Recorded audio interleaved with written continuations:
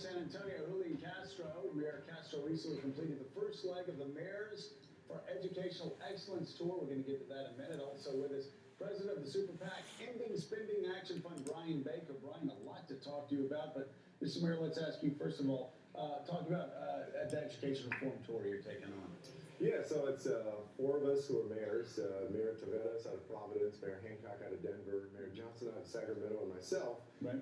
The premise that we start with really is that brain power is the new currency of success in the 21st century global economy. Right. And secondly, that cities are the places where we're still actually getting things done.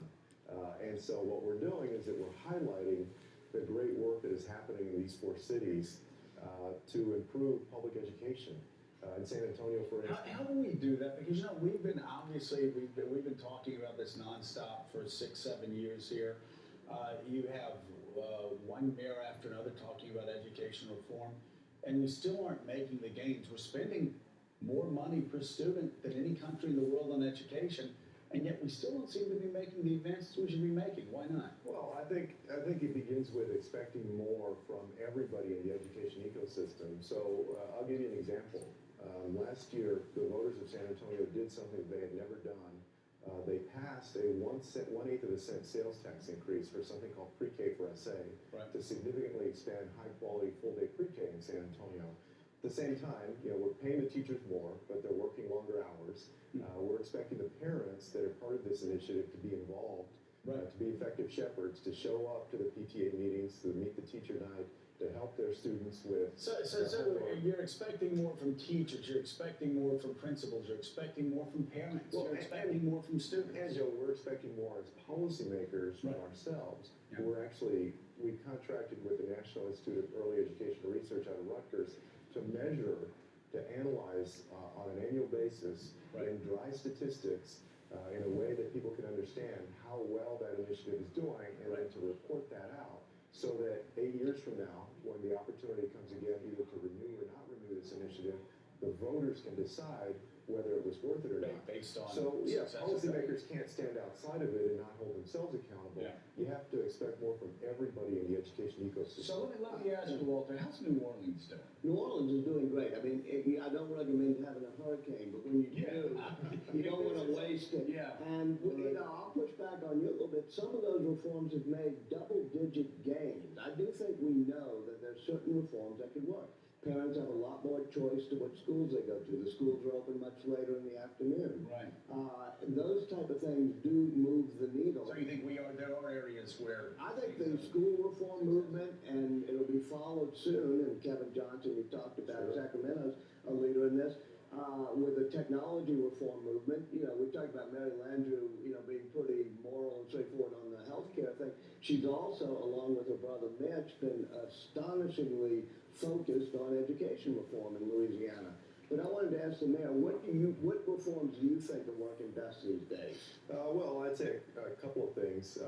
First, to reduce the class sizes that we see these kids in. In between college and law school, I was a permanent substitute teacher for a semester.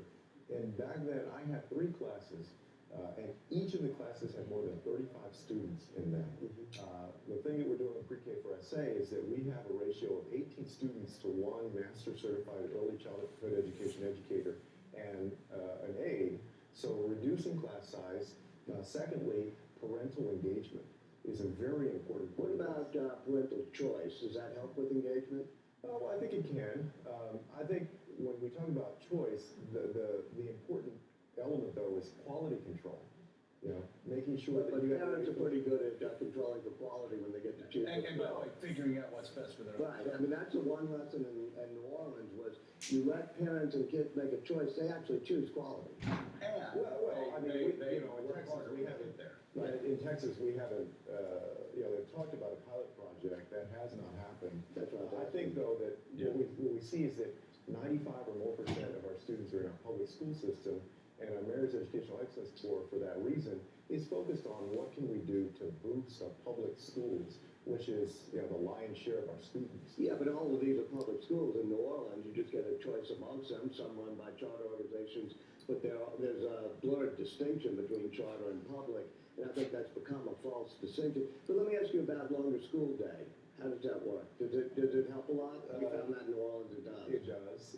I think it does as long as you make it constructive and academic, and you add in the right amount of playful learning for young children. Our school days go until 6 o'clock. There's productive academic learning until 6 o'clock. Now it's a little bit lighter after the 3 o'clock hour, but having these students with an opportunity to learn a little bit longer, I think does make sense, as long as you don't overdo it.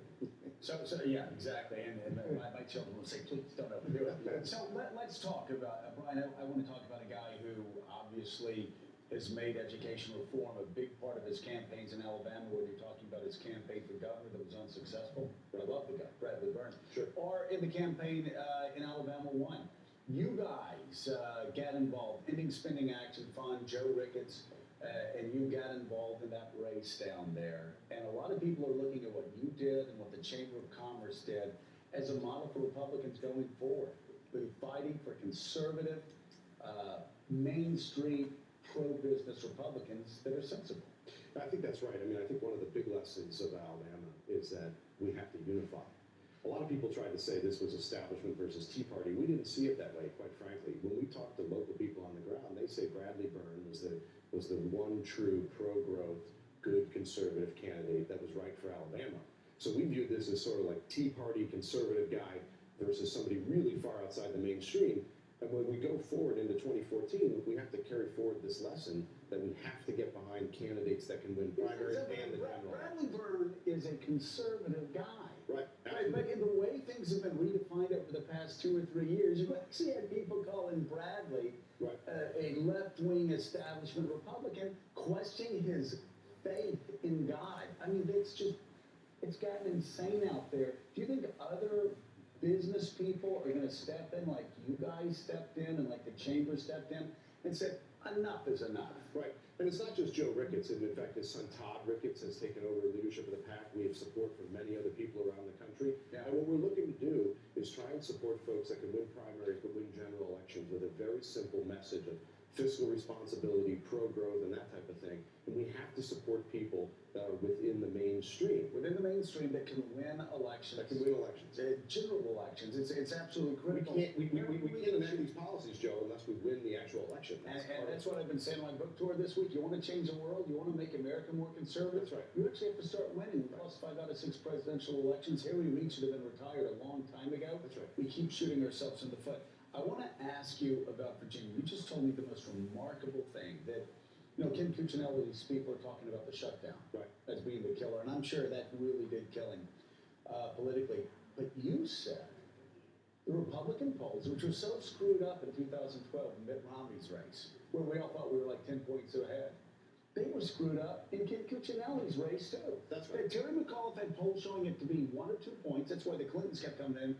But Republican polls had this 8, 9, 10-point lead for McAuliffe, which is why the money stayed out. Well, Republican polls and the Washington Post. I mean, we had a poll showing Cuccinelli within a couple of points. That's why we stayed until the end. There were other groups that did. America Rising. Yeah. The RGA was a big supporter of Cuccinelli. But, we felt that the race was very close. And then when we saw it really tighten up when Cuccinelli focused on Obamacare. Yeah. And that's what really, once the shutdown was over, in fact, I said on election night, if the election had been held a week later or the shutdown had ended a week earlier, Cuccinelli would have won. I mean, that's how close it was. And there's been no greater message to the Obama administration about how people are unhappy with Obamacare if Cuccinelli had been elected. Well, that's our message going into 2014, Joe. I think Virginia was such a fascinating race, Walter, because you had all of these things going against Cuccinelli. He was considered to be a right-wing nut. He wrote books talking about Social Security and Medicare. He ran a horrible campaign. He was running against Terry McAuliffe, a friend of mine, but come on. He ain't Thomas Jefferson. He's not like Lawrence Cuccinelli. But I'm saying, though, Terry's not the Virginian. You know what I mean? Like, Cuccinelli is a tighter fit for, a red state Virginia outside of the northern suburbs. And yet, this was a close race at the end. I mean, what message you take out of Virginia? It's one of the most fascinating races I've seen in a while. Well, I think that's right when the Obamacare problems are starting to happen. I'm sure you're right with your polls. that change things. But as you say, a week is a long time in politics. Things will move back and forth. Yeah. I do think the other message, though, is that if Virginia had as a Republican candidate somebody who was more aligned with your type of philosophy, that person probably would have won.